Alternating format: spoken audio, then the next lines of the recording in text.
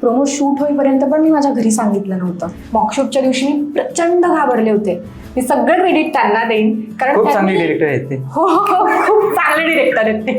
पण आता जर ते हे बघतील तर ते रागवतील कारण ते नंतर आम्ही कंटिन्यू केलेलं नाहीये. माझ्या चांगल्या कामाचं क्रेडिट मी 3 व्यक्तींना देईन. एक तर आमचं डिरेक्टर सुशील सर, हर्षदाताई आणि संग्राम. एकच वायदा, फक्त ताराचाच कायदा. आता ही मुलगी सर्वांना पसंत आहे. ह्यात काही करिअर वगैरे होत नसतं.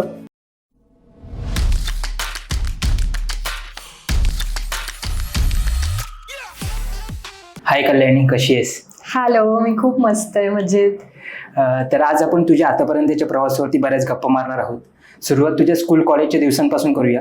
ते दिवस कसे होते आणि तुझं शिक्षण कशामध्ये झालं याबद्दल जरा सांग. खरं तर मी मुंबईची नाही आहे. अच्छा. मी नवापूर तालुका जो नंदुरबार जिल्ह्यात आहे, मी तिथली आहे. माझं 12वी पर्यंतचं शिक्षण तिथे झालं. ओके. त्यानंतर मग मी हायर एज्युकेशनसाठी मी मुंबईत आले आणि मी मास्टर्स इन फॉरेन्सिक सायन्स आणि त्यातच बॅचलर पण केलंय. तर तो माझा पहिला क्षण होता म्हणजे कॉलेजसाठी आणि हायर एज्युकेशनसाठी मी मुंबईत आले होते. तर म्हणजे झालं असं की माझं एक ध्येय होतं की मला डॉक्टर व्हायचं होतं. पण मग ते घडलं नाही काही कारणास्तव. आणि गॅप घ्यायची म्हटली तर घरचे तयार नव्हते कारण आपली इकॉनॉमिकल कंडिशन तशी नसते की आपण गॅप घेऊ आणि मग पुन्हा प्रिपरेशन करून परत ते मिळेलच की नाही याची गॅरंटी नसते. मग मी ठरवलं की काहीतरी वेगळं हवं. तर माझे काका आहेत, ते मुंबईत राहिले होते, म्हणजे जवळजवळ ते 10-1 वर्ष मुंबईत होते. त्यांची इच्छा होती की मी मुंबईत शिकावं आणि त्यानंतर मला नाशिक, पुणे अशा वेगवेगळ्या ठिकाणी ऍडमिशन्स मिळत होते. पण मग काहीतरी वेगळं करायचं ठरवलं, त्यामुळे मला फॉरेन्सिक हा एक ऑप्शन मिळाला. तर फॉरेन्सिक हा शब्द पण तेव्हा लोकांना माहिती नव्हता ज्यावेळी मी सुरू केलं. आणि खूप लोकांना वाटतं की CID वगैरे बघून इन्स्पायर झालीस की काय, पण असं नाहीये. म्हणजे माझा काका खूप शिकलेला असल्यामुळे त्याला खूप वेगवेगळ्या फील्डचं नॉलेज होतं. तर त्याने मला सांगितलं की it is similar to medical science, part of medical science. मग मी ठरवलं की ओके चालेल. पण मला इतकी भीती होती ना मनात की मी एका छोट्याशा टाऊनमध्ये राहिलेली मुलगी, एका गावात राहिलेली मुलगी आणि तिकडून मग मला मुंबईत यायचंय. तर ऑलरेडी आपलं खच्चीकरण खूप लोकांनी केलेलं असतं की हा इकडे काय, गावात तर आपलं सगळं खूप छान होतं, मग मुंबईत गेल्यावर खूप कॉम्पिटिशन असते, मग कसं करणार आहे. त्यात माझ्या वेळी शाळेत असताना सेमी इंग्लिश वगैरे नव्हतं. त्यामुळे मी प्युअर मराठी मीडियममध्ये शिकलेली मुलगी आहे. 11वी-12वीला सायन्स असल्यामुळे मला त्याच्यासाठी एक वेगळे एफर्ट्स घ्यावे लागले. इंग्लिश म्हणजे ग्रास्प करण्यासाठी किंवा ते सायंटिफिक वर्ड्स असतात ते शिकण्यासाठी. पण मुळात मला भाषा आवडत असल्यामुळे एक इंटरेस्ट तिच्यात क्रिएट झाला आणि मग मी ठरवलं की मी सायन्स करू शकते. मग मी मुंबईत आले 2012 मध्ये.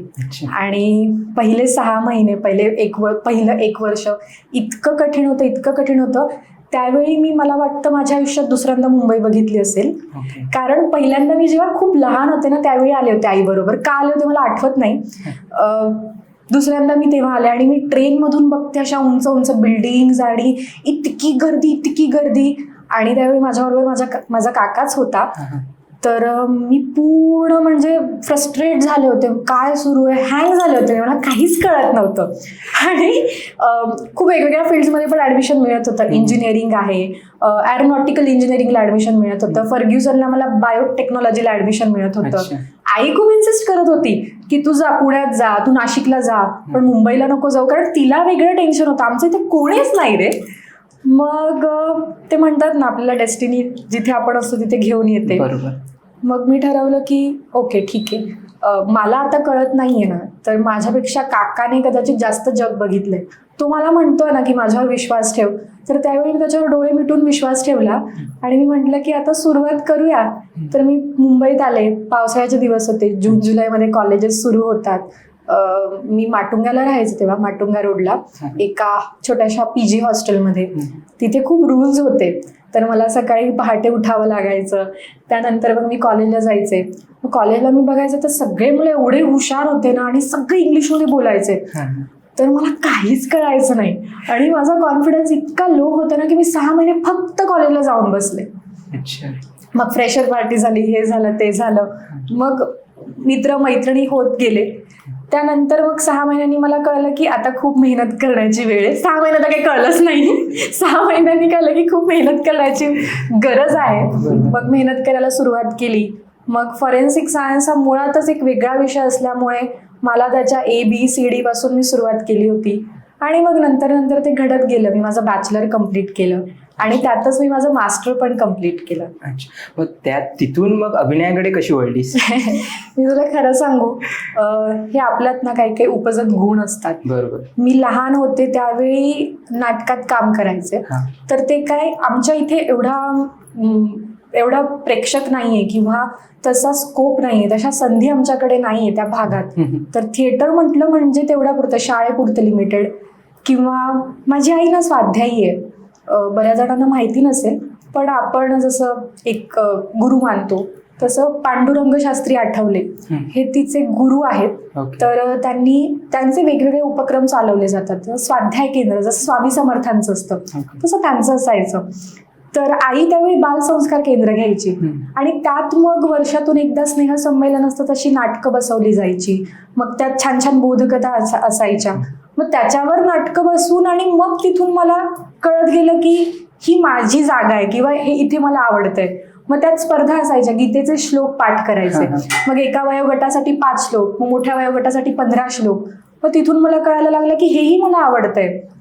त्यात चित्रकला स्पर्धा असायची. मग चित्र काढायला घेतलं की मला जाणवलं की मला चित्रकला पण खूप आवडतंय. तर हे सगळे गुण ना मला असं वाटतं तिथून म्हणजे ते होतं आणि तो प्लॅटफॉर्म तेवढा छोटासा प्लॅटफॉर्म होता. पण मला माझी आई एक गोष्ट सांगायची की तू देवासाठी छोटीशी गोष्ट करशील ना तर तुला त्याचं खूप मोठं बक्षीस देईल. सो मी लहान असताना तिची ही अशी गोष्ट होती. आणि मग कालांतराने मला कळायला लागलं जेव्हा मी वक्तृत्व स्पर्धेत भाग घ्यायचे की मला खूप आवडतं स्टेजवर डान्स करायला. मला खूप आवडतं स्टेजवर जाऊन भाषण पाठ करून ते भाषण द्यायला. तर स्टेज इज माय प्लेस. मग तिने मला छोट्या छोट्या ट्रिक्स सांगितल्या. तिने मला त्यावेळी हे सांगितलं की तुला तुझा कॉन्फिडन्स वाढवायचा ना, तू आरशात बोलत जा, आरशात बघून बोलत जा. तर मग तिथून ती सुरुवात झाली. त्यानंतर मला रिअलाइज झालं की मला प्लॅटफॉर्म नव्हताच मुळात. मला डान्स शिकायचा होता पण आमच्या ते शिकवणारं कोणी नव्हतं. पण मुळात एक असतं ना, आपण कलाकार म्हणून जन्माला आलेले असतो ना, ती कला आपल्याला शोधत असते ना, आपण त्या कलेबरोबर जगत असतो. बरोबर. त्यानंतर मी मुंबईत ज्यावेळी आले ना, मी राहायचे मरीन ड्राईव्हला. सावित्रीबाई फुले एक हॉस्टेल आहे तिथे, तारापूरवाला मसाल्याच्या बाजूला. म्हणजे ऑलमोस्ट तो गिरगावचा भाग. गिरगावात सोनिया परचुरे यांचे कथ्थक क्लासेस सुरू आहेत, म्हणजे अजूनही सुरू आहेत. माझी रूममेट होती, तर ती ऑलरेडी कथ्थक थोडंफार शिकलेली होती. तिच्यामुळे मग आम्हाला तो क्लास सापडला आणि मग मी क्लासला जायला लागले. तर माझ्या पप्पांना माहिती नव्हतं, कारण पप्पा थोडे स्ट्रिक्ट होते, कारण त्यांचा तो माइंडसेटच नाही ना मुळात. ते एका वेगळ्या बॅकग्राऊंडमध्ये वाढलेले आहेत, ते एका वेगळ्या गोष्टी त्यांनी बघितलेल्या आहेत. तर त्यांना असं वाटायचं की तू अभ्यास करायला गेले, तू फक्त अभ्यासच कर. तर माझी आई अशी मला गुपचूप पैसे पाठवायची त्यावेळी डान्स क्लासची फी भरायला. तर त्यावेळी मी शिकत गेले. तर मी डान्स जितका आत्मसात केला त्यापेक्षा जास्त मला म्हणजे सोनिया ताईंकडे ज्या मुली जात असतील त्यांना सगळ्यांना अनुभव आला असेल, ती माणूस म्हणून कसे घडत असतो आपण, ते खूप शिकवत असते ती. तर त्या कलेबरोबरच तिने खूप गोष्टी शिकवल्या. अर्थात तो भाग खूप वेगळा आहे. तर मला कला ती आत्मसात मी गेली 4-5 वर्ष मी तिच्याकडे शिकले. त्यानंतर गॅप गेली कारण मी कॉलेज वगैरे सोडलं, माझं पूर्ण झालं. तर अशा खूप गोष्टी घडत गेल्या आणि मग मला जाणवलं की मी एक ट्राय करायला पाहिजे. दिस इज माय प्लेस. तो एक आतला कॉल असतो ना, ज्याला आपण इनर कॉलिंग म्हणतो. तर मी खूप वेगवेगळ्या ऑडिशन्स द्यायला सुरुवात केली आणि मला ना सगळे मोटिवेट करायचे. म्हणजे देवाकृपेने मला माझ्या आयुष्यात मित्र मैत्रिणी सगळे जवळचे नातेवाईक इतके छान भेटलेत ना की त्यांनी कोणी माझं खच्चीकरण कधी केलं नाही. तू ट्राय कर, तू प्रयत्न कर. मग ओळखीने सगळे मित्र मैत्रिणी ज्यांचे कॉन्टॅक्ट्स असतील असे काढून आणि मग मी ऑडिशन्स द्यायला लागले. तर ऑडिशनची पण गोष्ट अशी आहे, मी हॉस्टेलला असताना तिथे जे स्कूल ऑफ आर्ट्सच्या मुली राहायच्या. त्या मुली फोटोग्राफी करायच्या.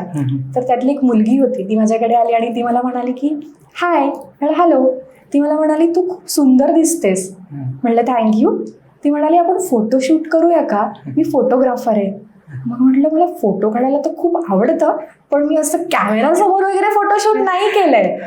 आणि मला खूप मस्त वाटलं, म्हणजे अपॉर्च्युनिटीज बघ, आपल्याकडे जे कलागुण असतात ना ते बरोबर शोधले जातात लोकांच्या मार्फत. मग मी मग आम्ही हॉस्टेलमध्ये फोटोशूट करायला सुरुवात केली. आणि मग ती म्हणाली की तू फ्लॉलेसली करतेस, तू कुठून शिकून आलेलीच नाही, तू फ्लॉलेसली करतेस. मग मला कळतं की मला हे येतं, मला हे आवडतं. आणि मग तिथून मला कळलं की I love being in front of camera. Okay. आणि मग असा माझा प्रवास सुरू झालाय. मग पहिलं कमर्शियल काम कोणतं केलं? सोनी मराठी नवीनच सुरू झालं होतं आणि त्यावर एक शो यायचा, हृदयात वाजे समथी, आणि त्यात एक वन डे कॅरेक्टर होतं. तर मी तिथे गेले होते. तर 1 डे 2 डे कॅरेक्टर होतं, मला आठवत नाही आता. त्यानंतर मग तिथेच एक ओळखीचा मुलगा होता, त्याने सांगितलं की हिरकणी फिल्म जी येते सोनाली कुलकर्णीची, तर त्यात एक गाणं आहे शिवराज्याभिषेक गीत, आणि त्यात एका राणीच्या एका भूमिकेसाठी एक छोटासा अपिअरन्स आहे, म्हणजे त्या गाण्यात सगळ्या राण्या दाखवल्या महाराजांच्या. तर मग म्हटलं असं काही होत नसतं, असं काय एवढ्या मोठं लगेच मला कोणी बोलवणार नाही. म्हणजे मला कॅमेराचं नॉलेज सुद्धा नव्हतं त्यावेळी. मग म्हटलं ओके ठीक आहे, मी येईन. आणि मग मला भेटायला बोलवलं प्रसाद ओक सर. तर मी त्यांच्या ऑफिसला गेले आणि इट वॉज, म्हणजे ते माझ्या समोर होते, मंजिरीताई होत्या. तर म्हटलं ओ गॉड, हे घडतंय माझ्या बरोबर. म्हणजे ते काम जरी छोटं असलं तरी आज मी ती कुठेतरी त्या प्रवासाला सुरुवात झाली आहे, त्या दिवशी मला रिअलाइज झालं. मग ज्यावेळी आम्ही शूटला गेलो तेव्हा कळलं की ते किती मोठं आणि किती छान सगळं सेटअप आहे. आणि मग त्यात महाराजांची एक राणी म्हणून त्या गाण्यात मी आहे. तर मला खूप छान वाटलं की ही योग्य सुरुवात आहे, मी योग्य मार्गावर आहे, मला योग्य वेळी योग्य गोष्टी मिळत जातील, मला फक्त मेहनत करण्याची गरज आहे. बरोबर. आणि त्यानंतर मग छोटी मोठी कामं येत गेली. ओके. मग आता मुलगी पसंत आहे या सिरियलमध्ये तू लीड करतेस, मग त्यामध्ये तुझं कास्टिंग कसं झालं आणि या सिरियल बद्दल काय सांगशील? कास्टिंग झालं त्यावेळी मला तर विश्वासच नव्हता, कारण कट टू आज 1 वर्ष झालंय, काल 1 वर्ष झालं, ज्यावेळी आमचं पहिलं वर्कशॉपचं पहिलं दिवस होतं 5 ऑक्टोबर. तर त्याआधी मला 25 सप्टेंबरला मला फोन आला की तुला या कॅरेक्टरसाठी तुझं ऑडिशन म्हणजे आवडलंय आणि तुझं फायनल झालंय. तर मग मला जिने फोन केला होता आमच्या शोचे आधीचे डिरेक्टर सुश्रुत भागवत, त्यांची असिस्टंट होती अश्विनी. तर तिला मी म्हणलं ताई असे मला खूप कॉल्स येतात, ज्या दिवशी माझा शो ऑन एअर जाईल ना तेव्हा मी म्हणेल की हा माझा शो आहे. तर मी तिला इतक्या म्हणजे ब्लंटली बोलले ना मी तिला, तर ती म्हणाली अगं फायनल झालंय. मुळात माझा नेचरच तो नाहीये की मी एखाद्या गोष्टीला खूप हॅपीली रिॲक्ट करेन, ते आधी होतं पण कालांतराने अनुभव असे येत गेले की ते आपल्याकडून नाही होत. तर मग मी तो फोन ठेवला. मग नेक्स्ट डे म्हणाले की 4-5 दिवसांनी वर्कशॉप सुरू होत आहे, तू ये वगैरे. म्हणलं ओके ठीक आहे. मी वर्कशॉपला गेले. तोपर्यंत माझा त्या गोष्टीवर विश्वास नव्हता, कारण माझे आधीचे अनुभव असे, कास्टिंग होतं, आपण मॉक शूट करतो, मुहूर्त शूट झालेलं असतं, फायनल झालेलं असतं सगळं, तुझ्या अपोजिटला कोण कास्टिंग असं माझ्याकडे 2-3 वेळा घडलंय. त्यामुळे मी त्या फेजमधून गेले, म्हणून मला असं झालं की ज्या दिवशी दिसेल त्या दिवशी म्हणेन की हा माझा शो आहे. बरोबर. म्हणजे एवढ्या प्रॅक्टिकल नोटला मी होते. सो मी वर्कशॉपला गेले. वर्कशॉप जवळजवळ 1 महिना वर्कशॉप सुरू होतं. माझ्याबरोबर इतर पण नवीन आर्टिस्ट होते त्यामुळे. तर त्या वर्कशॉपमध्ये सरांनी आणि सगळ्यांनी खूप मेहनत घेतली आमच्यावर. आणि मग ज्या दिवशी प्रोमो शूट झाला, प्रोमो शूट होईपर्यंत पण मी माझ्या घरी सांगितलं नव्हतं आणि मी ऑफिसला बसले होते. तर मी म्हटलं की ज्या दिवशी होईल त्या दिवशी मी सांगेन, पण मग मी प्रोडक्शनला असं सांगितलं की मी एक वेगळा जॉब सोडून येते, माझ्यावर रिस्पॉन्सिबिलिटीज आहेत, मी घरी बसू शकत नाही, तर तुम्ही मला फायनल सांगा. तर ते म्हणाले फायनल आहे. मग मी रिझाईन टाकलं आणि मग मी सांगितलं की आता मी जॉब नाही कंटिन्यू करू शकत. तर तोपर्यंत माझ्यात कॉन्फिडन्स नव्हता की मी कोणाला जाऊन सांगू, म्हणजे लिटरली मी माझ्या घरी सुद्धा सांगितलं नव्हतं. मग नोव्हेंबरमध्ये जेव्हा प्रोमो आला, डिसेंबरमध्ये, त्यावेळी मग मी तो प्रोमो दाखवला आईला. मग तेव्हा आई खूप खुश झाली की हे तिला विश्वासच होत नव्हता की हे फायनली झालंय. मग ती मला म्हणायची अच्छा, म्हणून मी तुला फोन करून विचारायचे तू कुठे, तर तू म्हणायची अगं आई मी बिझी आहे, मी तुला नंतर फोन करते. तर जवळजवळ 1.5-2 महिने मी असं तिच्याशी खोटं बोलत होते, पण मला तिला तो सुखद धक्का द्यायचा होता. तर मी तिला सांगितलं नव्हतं. आणि मग मुलगी पसंत आहे, टायटल फायनल झालं. मग मला कळलं की हर्षदा ताई आहेत, संग्राम आहे. तर मला खूप छान वाटलं की मी या गोष्टीसाठी खूप स्ट्रगल करत होते गेले कित्येक वर्ष, 4-5 वर्ष, आणि फायनली ते झालंय. त्याच्या आधी असं झालं होतं नुकतंच की माझ्याकडून एक जॉब अपॉर्च्युनिटी गेली होती. त्यामुळे मी खूप डिप्रेस होते. म्हटलं हे काय, माझ्याकडे काहीच नाही. धड जॉब माझ्याकडे चांगला आहे, कुठे म्हणजे हे काम शोधते ते मला चांगलं काम मिळत नाही. म्हणजे मी लिटरली असं सांगायचंय जिथे जिथे माझं कास्टिंग व्हायचं की मला एखादं सेकंड लीड द्या ना, पॅरलल लीड द्या ना, किंवा एखादं दुसरं कॅरेक्टर असेल ते द्या, पण तेही नाही व्हायचं माझ्या बाबतीत. मग मी फ्रस्ट्रेट नव्हते झाले actually, I was very hurt आणि मी खूप डिप्रेस मोडमध्ये गेले होते. पण मग फायनली हे जेव्हा झालं त्यावेळी मला असं झालं की हेच हवं होतं आयुष्यात. अच्छा, पण मग लीडचं कास्टिंगची काय प्रोसेस असते? म्हणजे ऑडिशन्स किती होतात, लुक टेस्ट वगैरे होते का? हो, मी तुला खरं सांगू, या आधीच्या प्रोजेक्टसाठी जिथे जिथे माझं फायनल झालं होतं त्या प्रत्येक ठिकाणी मी खूप ऑडिशन्स आणि खूप लुक टेस्ट आणि खूप खूप दिवस, 2-2 महिन्यांची प्रोसेस पाहिली, 4 महिन्यांची सुद्धा प्रोसेस पाहिली. तर दिस वॉज द ऑडिशन. मी फक्त घरून ऑडिशन पाठवलं होतं. त्यानंतर मला मॉकशूटला बोलवलं. मॉकशूटच्या दिवशी मी प्रचंड घाबरले होते. म्हणजे मी असं नाही की मला कॅमेराचं नॉलेज नाहीच आहे, पण मी खूप घाबरले होते. तर ते झालं आणि माझं फायनल झालं. पण it depends project to project की तुम्ही कुठल्या प्रोसेसमधून जातायत. त्याआधी खूप महिन्यांपूर्वी, म्हणजे महिन्यांपासून ते शोधत होते सगळे की कॅरेक्टर्स कसे मिळतील आणि कोणाला फायनल करायचं. पण I was the last one I guess ते ऑडिशन द्यायला, आणि मग ते फायनल झालं. तर या प्रोजेक्टच्या बाबतीत माझा अनुभव जरा वेगळा आहे. खूप कमी वेळात ते घडलं, म्हणजे अगदी 8 दिवसात घडलं असेल. सो ती देवाची इच्छा होती असं म्हणायला हरकत नाही. तू या सिरियलमध्ये 2 कॅरेक्टर प्ले करतेस, तर मग असं वेगवेगळे कॅरेक्टर प्ले करण्यासाठी काय प्रिपरेशन करावी लागते? 2 ना, ऍक्च्युली 3 कॅरेक्टर प्ले करते. सो मी आधी आराध्या होते, नंतर अनुष्का झाले आणि आता तारा. तर आराध्या तर माझ्यासारखी मुलगी होती, जी नॉर्मल घरातली होती, जिच्या आईने तिच्यावर काही संस्कार आणि तिचे काही मूल्य होते, ती त्यात वाढलेली मुलगी होती. आणि मग ती अन्यायाचा जाब विचारायला जाते. मग त्या दरम्यान तिचा ॲक्सिडेंट होतो आणि मग ती अनुष्का बनून येते. अनुष्का हे कॅरेक्टर खूप स्टायलाइज्ड होतं, जी बिझनेस गर्ल होती, बिझनेस वुमन होती, आणि तिला धडा शिकवायचा होता यशोधरा सरनाईक, म्हणजे हर्षदाताई ज्या आहेत आपल्या, त्यांना. तर ते कॅरेक्टर प्ले करताना ती जरा म्हणजे तिचं उठणं बसणं आणि बोलणं खूप स्टायलाइज्ड वेने होतं. तर ते मला जमायचंच नाही. तर हर्षदाताई मला मदत करायच्या, नाही तू हे वाक्य असं घे तर तुला असं छान वाटेल, आणि काहीच समजायचं नाही. मी कधी कधी पूर्ण ब्लँक असायचे.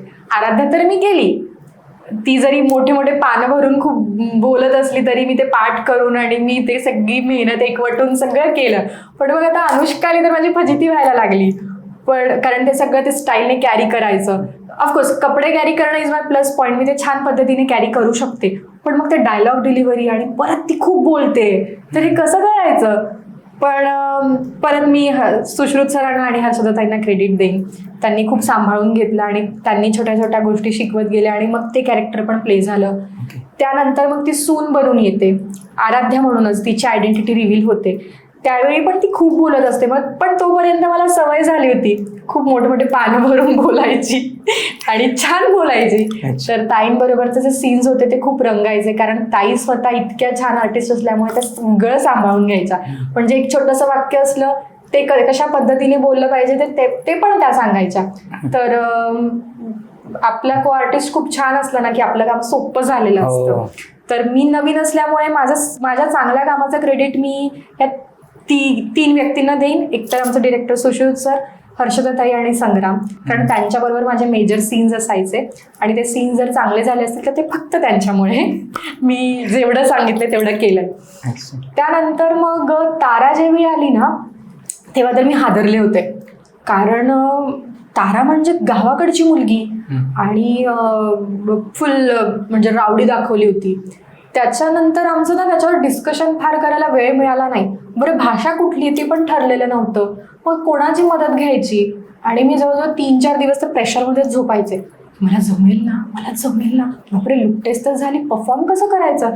आणि ज्या दिवशी आम्ही शूट करत होतो ना तोपर्यंत गोष्टी ठरलेल्या नव्हत्या की काय करायचंय.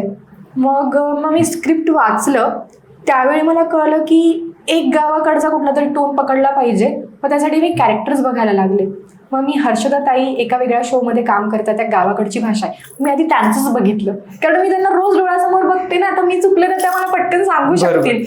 त्यानंतर मी बरेच शोज पण पाहिले ज्यात मुली असं गावाकडचं कॅरेक्टर प्ले करताय जे थोडं बबली आहे. मग तरी ते बोलण्यात येतच नव्हतं. मग नंतर कळलं की खूप प्रेशर आहे, खूप धो पाऊस येतो आणि आम्ही ते सगळे एंट्रीचे सीन्स वगैरे शूट करतोय, 6-6, 7-7 पाणी सीन, आणि त्या केऑसमध्ये ते कॅरेक्टर पण सोडायचं नाहीये. मग मी एक दिवस काय केलं, मी स्क्रिप्टच घेऊन गेले पूर्ण घरी, ज्यात मोठा सीन होता लिहून आलेला. तर मग मी त्या स्क्रिप्टवर काम करत बसले आणि जवळजवळ खूप वेळ मी बरेच शोज जे बघत होते की अच्छा हे असं, हे इथे मी वापरू शकते, मी ते तिथे वापरू शकते. मग त्यात आमचे जे नवीन डिरेक्टर आहे सचिन कांबळे, त्यांनी मला मदत केली. मी पंच लाईन्स शोधल्या, कुठलं पंच लाईन त्या ताराच्या कॅरेक्टरला जाऊ शकतं. मग ते जेव्हा मी परफॉर्म करत होते तेव्हा मला रिअलाइज झालं की अरे नाही, आवाज तर आराध्यासारखाच लागतोय जसं आराध्या बोलायची, आता आवाजात मॉड्युलेशन कसं आणू ते मला माहितीच नाही. आणि मग मी ते मॉड्युलेशनसाठी मग मी वेगवेगळे एक्सपेरिमेंट्स करायला लागले. मग मी यांना फोन कर, त्यांना फोन कर, काय करू शकतो, मग ते अजून कसं वेगळं दिसेल. मग ते कॅरेक्टर लोकांना आवडायला लागलं लकीली. त्याच्यावर खूप मेहनत घेतली, कारण ती पूर्ण गावाकडची भाषा आणि ती फुल Babli character, lively character. Anushka आणि आराध्या खूप कंपोज्ड होत्या, खूप त्यांच्या काही लिमिटेड मुवमेंट्स असायच्या, खूप लिमिटेड वेगळ्या पद्धतीचं बोलणं असायचं. तारासाठी इट वॉज व्हेरी डिफिकल्ट, पण आय डिड इट. आणि जे करत होते ते सगळ्यांना आवडलं, तर मी खूप प्रामाणिकपणे ते करण्याचा प्रयत्न केला आणि मेहनत घेतली. तर अजूनही तारा लोकांना खूप आवडते. पण मला वाटतं लोक आराध्याला खूप मिस करतात. आराध्याचे जे साडीतले जे लुक्स होते, तर मला अजूनही डीएम्स येतात की आराध्या कधी येणार आहे, कारण ती खूप गोड आणि खूप सोज्वळ दिसायची. तर ती पण लवकरच भेटायला येईल असं प्रेक्षकांना मी सांगते. तारा मला खूप वेगळी वाटली. मला असं म्हणजे मला आश्चर्य वाटलं की ही तीच आहे का, वाटली वेगळी, खरंच वाटली सिरियसली. आणि मला खूप भारी वाटलं ते, म्हणजे खूपच छान केलं, कॉम्प्लिमेंट म्हणून सिरियसली विचार करू शकते. हो नक्की नक्की. जरा त्याचा डेमो झाला तर बरं होईल. तारा कशी बोलते, एकच वायदा, फक्त ताराचाच कायदा. क्या बात आहे, खूप छान. आणि ही खूप चांगली गोष्ट आहे की तुला एकाच सिरियल मध्ये 3 कॅरेक्टर प्ले करायला मिळालं, कमी स्पॅन मध्ये, खूप कमी स्पॅन मध्ये. तर डिफिकल्ट असतं, पण मग मजा पण येते. हो, काहीतरी नवीन केल्याचा एक आनंद मिळतो. होय, आणि कॉन्फिडन्स पण वाढतो की मला जमते वेगवेगळे कॅरेक्टर्स. होय होय, करेक्ट आहे. एखादा मजेशीर किस्सा सेटवरचा? खूप किस्से आहेत. सुरुवातीचा सीन होता, स्कूटीवर आम्ही दोघी बसलोय आणि त्याला बाईक रिग लावली होती. तर मुळात माझं वजन कमी आणि ती बाईक रिग एवढी हेवी होती. बरं, ते डायलॉग्स पण बोलायचे, हेल्मेट घातलं, स्कार्फ बांधला, लेन्सेस लावले आणि आम्ही भर उन्हात शूट करतोय. तर पहिल्यांदा बाईक रिग लावली तेव्हा सर म्हणाले की जातो प्रॅक्टिस कर. म्हटलं सर मला जमणारच नाही, मला जमणारच नाहीये, मी नाही करू शकत, तुम्ही काहीतरी दुसरं सोल्युशन शोधा, मला जमणारच नाही, तू कर तर, तू कर तर, असं म्हणून त्यांनी माझ्यात एवढा कॉन्फिडन्स बिल्डअप केला की त्याच्यानंतर आम्ही त्या बाईक रिग लावून जवळजवळ 5-6 असे छोटे सीन्स शूट केले दिवसभरात.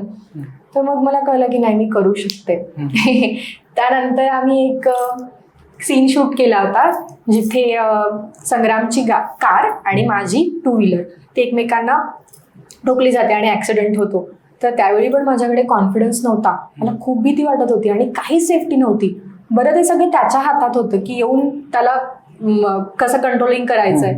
तर त्यावेळी पण मी खूप घाबरले होते, पण मी सगळं सोडलं तर आमच्या डिरेक्टरवर आणि नंतर संग्रामवर. म्हटलं तर तू मला सांभाळ, मला काही झालं तर तुम्ही बघा.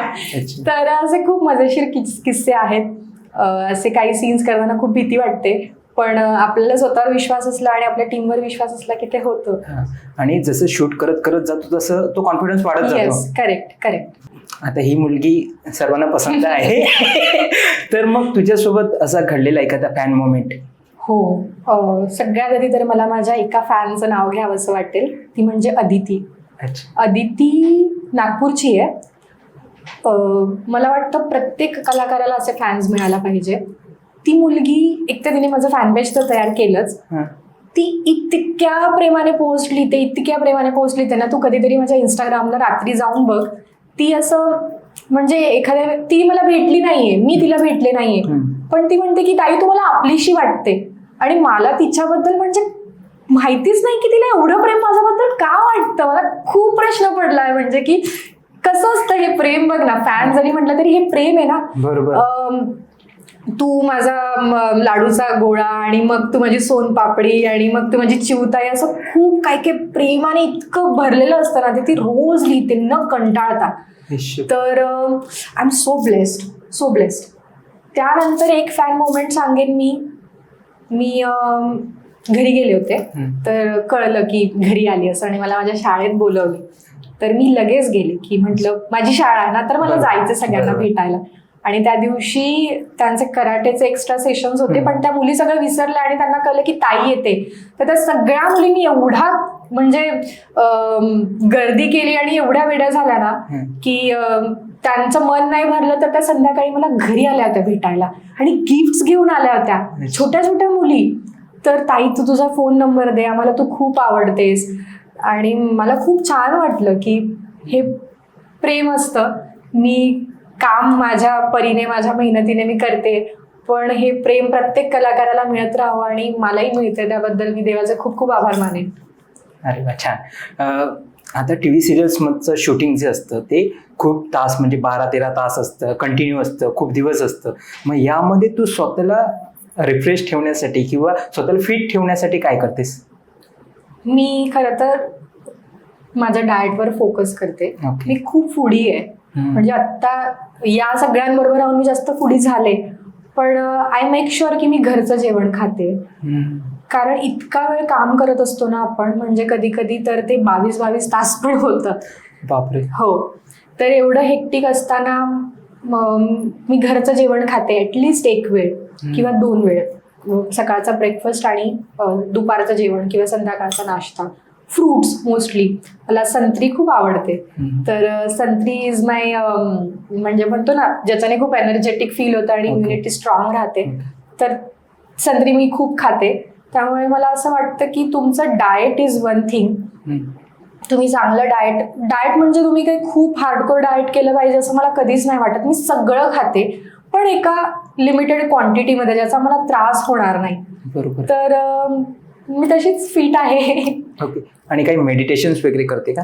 मी पूर्वी मेडिटेशन करायचे, आत्ता नॉट एक्झॅक्टली मेडिटेशन, पण मी रेकी घेते रात्री झोपताना.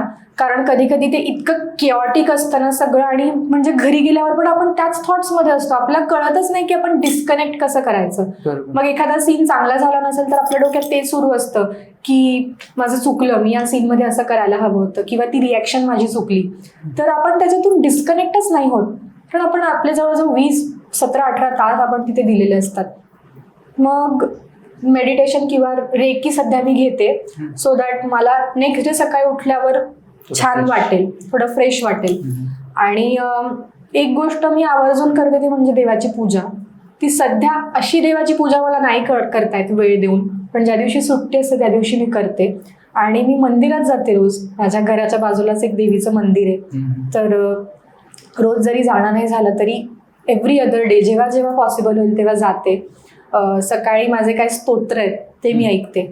तर मला वाटतं that is my meditation. Okay. तेच मला छान पॉझिटिव्ह एनर्जी देतं आणि मेडिटेटिव्ह स्टेटमध्ये मी असते. ज्यांना या क्षेत्रात यायचे त्यांना तू काय सल्ला देशील, खास करून मुलींना? कारण कसं होतंय की मुलींच्या बाबतीत म्हणजे काही मुलींना यायचं असतं, पण त्यांच्या घरच्यांकडून त्यांना विरोध होतो की थोडं अनसेफ आहे किंवा काही गोष्टी आहेत. तर त्यांना तू काय गाईड करशील किंवा काय केलं पाहिजे, स्टार्टिंग कुठून केली पाहिजे? मी खरं सांगू तर मला असं वाटतं की तुमच्याकडे क्लॅरिटी असली पाहिजे. कुठल्याही क्षेत्रात तुम्ही काम करायला जा, पहिले तर तुम्हाला माहिती पाहिजे की तुम्हाला हेच करायचंय. माझं ठरलं होतं खूप पूर्वी की मला ह्याच क्षेत्रात काम करायचंय. मग मला खूप लोक विचारतात की तू जॉब का करत होतीस, तर त्याचं कारण असं की समजा, म्हणजे माझ्याकडे याचं खूप छान एक्सप्लेनेशन आहे. समजा तू ॲज अन आर्टिस्ट ह्या क्षेत्रात काम करतोय, पण तुझ्याकडे एक वेगळी कला आहे अजून. फॉर एक्झाम्पल कुकिंग तुला येतं खूप छान, तर तू त्या कुकिंगला जर तुझं फायनान्शियल बॅकअप प्लॅन म्हणून नाही बघणार तर चुकीचं आहे. म्हणजे ती गोष्ट तुला एक फायनान्शियल सपोर्ट देऊ शकते ना, बरोबर ज्यामुळे तुझं मेंटल पीस जागेवर राहील किंवा तू मेंटली स्टेबल राहशील. बरोबर. तर आपल्या प्रत्येकाकडे ना अशा खूप कला असतात, अशा खूप गोष्टी असतात. तर मला एक जाणवलं होतं की माझ्याकडे माझी डिग्री आहे, मी खूप शिकले, मी 5 वर्ष त्या डिग्रीत इन्व्हेस्ट केले, जी गोष्ट मला एक मिनिमम अमाऊंट ऑफ पैसे देऊ शकते, ज्यामुळे मला घरून मागावे लागणार नाही. आणि ते करता करता मला एक्स्ट्रा स्ट्रगल करावं लागणार आहे, ज्याला गत्यंतरच नाहीये. त्यामुळे मी इतकी माइंडली प्रिपेअर्ड होते ना, ज्यावेळी मी म्हणजे स्ट्रगल करत होते, ज्यावेळी माझ्या हातात काम नव्हतं, की आत्ता मला हे करायचंच आहे. मग तो माझा एक बॅकअप प्लॅन होता. तर त्याच्याकडे मग मी माझा एक छान सोर्स ऑफ इन्कम, जे काम मला आवडतं, मग ज्यावेळी मी मुलांना शिकवायला जायचे कॉलेजला, त्या गोष्टीने मला बिल्ड केलं, मला कॉन्फिडन्स दिला. जर उद्या उठून मला कॅमेरासमोर उभं राहायचं असेल, मला बोलायचं असेल, तर माझी भाषा शुद्ध असली पाहिजे. मग मी माझ्या भाषेवर काम केलं. ती गोष्ट मला 60 मुलांसमोर मी शिकवते तर मला कॉन्फिडन्स देते. तर या गोष्टी मी अशा कनेक्ट करत होते. बरोबर. त्यामुळे मी त्या गोष्टीला माझा बॅकअप प्लॅन बनवला आणि मला क्लॅरिटी होती की आता मला ह्या दिशेने वाटचाल करायची. यू वोंट बिलीव्ह, मी दुपारी जायचे चर्चगेटला शिकवायला, त्यानंतर मी ठाण्यात बेडेकर कॉलेजला व्हिजिटिंग फॅकल्टी म्हणून शिकवायला जायचे.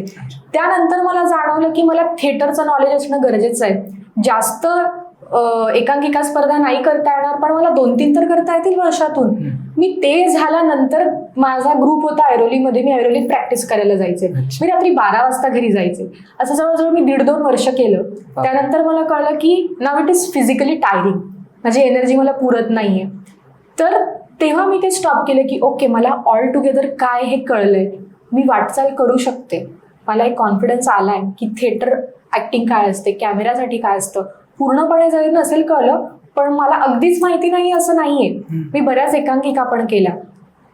म्हणजे पहिली गोष्ट आहे, तुमच्याकडे क्लॅरिटी असली पाहिजे. दुसरी गोष्ट, घरचे ज्यावेळी नाही म्हणतात, माझ्या घरूनही सपोर्ट नव्हता पूर्वी. म्हणजे माझ्या पप्पांनी मला ही गोष्ट सांगितली होती की तू खूप शिकलेली आहेस, तर उद्या असं नको व्हायला की तुझ्याकडे पैसे नाही म्हणून तुला डिप्रेशन येईल आणि तुझ्या पायावर तुला उभं राहायचंय, मी तुला आयुष्यभर नाही पुरू शकत. आणि मी मोठी असल्यामुळे माझ्या घरात माझ्यावर काही जबाबदाऱ्या होत्या. माझे 2 लहान भाऊ बहीण होते, त्यांचं शिक्षण होतं. मी जरी शिकले तरी आता संपलं असं नाहीये ना, त्यांना पण त्यांचं एक चांगलं आयुष्य मिळायला पाहिजे. तर घरची परिस्थिती तशी खूप चांगली नव्हती आणि खूप वाईटही नव्हती. So they are somehow dependent on me अजूनही.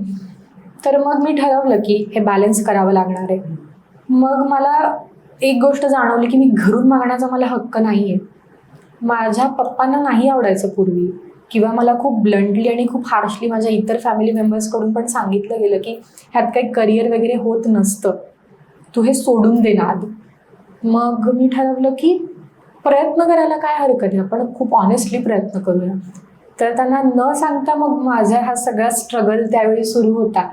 मग यू वोंट बिलीव्ह, माझ्या पप्पांना आता खूप छान वाटतं, ते रोज माझा शो बघतात आणि ते खूप प्राऊडली सांगतात की ही माझी मुलगी आहे. सो गोष्टी बदलतात, पण मला आजकालच्या जनरेशनला, आपल्या जनरेशनला हे सांगावं असं वाटेल की तुमचे आई वडील पण तुमच्यावर तेव्हा विश्वास ठेवतील जेव्हा तुम्ही करून दाखवाल. एक्झॅक्टली. फक्त बोलणं ही खूप वेगळी गोष्ट असते आणि करून दाखवणं ही खूप वेगळी गोष्ट असते. तर ते तुम्हाला सिद्ध करावं लागतं, स्वतःसाठी पण सिद्ध करावं लागतं ना. असं नाही होत की तुम्ही फक्त बोललात आणि झालं. तर जेव्हा तुम्हाला, म्हणजे त्यालाच म्हणता ना की मला जग जिंकायला जायचं नाही, जग जिंकायला नाही जायचं, तुम्ही आधी घरच्यांना जिंका, गोष्टी सोप्या असतात. तर आय प्रूव्ड इट. आणि दुसरी गोष्ट म्हणजे डेडिकेशन. आपला एक प्रॉब्लेम आहे आपल्या जनरेशनचा, आपल्याकडे टॅलेंट खूप आहे पण आपल्याकडे पेशन्स नाही आहे, डेडिकेशन नाही आहे. तर आपण ह्याच्यावर काम करायला पाहिजे. एक गोष्ट धरली तर तीच गोष्ट करायला पाहिजे. मग ते करत असताना तुम्हाला तुमचे ड्रॉबॅक्स माहिती पाहिजे, तुम्हाला तुमच्या पॉझिटिव्ह गोष्टी पण माहिती पाहिजे. मग ड्रॉबॅक्स माहिती आहे तर त्याच्यावर आता काम कसं करू शकतो. मला नेहमी वाटायचं की माझी भाषा शुद्ध नाहीये, मी अजूनही काम करते, मी अजूनही ऐकते, तेव्हा जाऊन कुठे त्या गोष्टी घडत असतात. तर एक ग्लॅम साईड आपल्याला खूप दिसते जनरली. आजकाल खूप इन्क्लाइंड आहे आपण आर्टिस्टिक फील्डकडे, because of Instagram, because of social media, YouTube. आपल्याला वाटतं की वा आपण रील्स बनवूया, मग आपण रील स्टार हो, हे हो ते हो. पण असं नसतं. प्रत्येक गोष्टीमागे तुम्हाला मेहनत करायची, मेहनतच करायची. There is no substitute for hard work. अभिनया व्यतिरिक्त तुला अजून काय आवडतं किंवा अजून काय करते तू हॉबीज म्हणून?